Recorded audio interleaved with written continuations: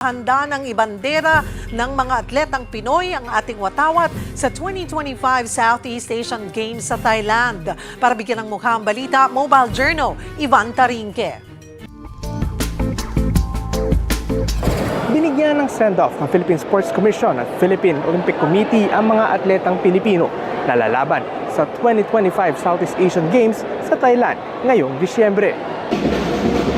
Napuno ng hiyawan, sigawan at palakpakan ang Rizal Memorial Coliseum sa send-off para sa mga atletang Pilipinong sasabak sa darating na SEA Games. Ayon kay PSC Chairman John Patrick Gregorio, mahalaga ang SEA Games hindi lang sa medalya, kundi para mapataas ang kalidad ng laro ng ating mga atleta.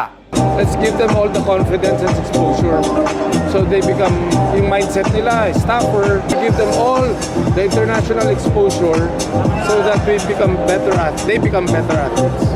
Siguradong challenging para sa Gilas Women na target muling may uwi ang gold medal. At matapos na hindi payagang makalaro ang mga naturalized players ng koponan, inaasahang magiging pantay ang laban para sa Women in Blue sa ilalim ng pamumuno ni Coach Pat Aquino. It's a good tournament for me.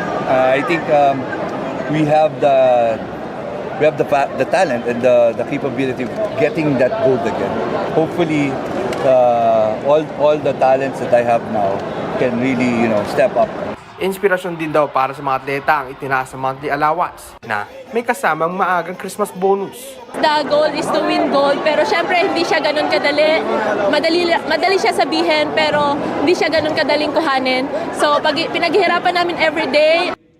Buo ang loob ng mga atleta na mag-uwi ng ginto at ipagmalaki ang bandila ng Pilipinas sa international stage. Mga kapatid, Mobile Journal Ivan Tarinque po hatid ang mukha ng balita.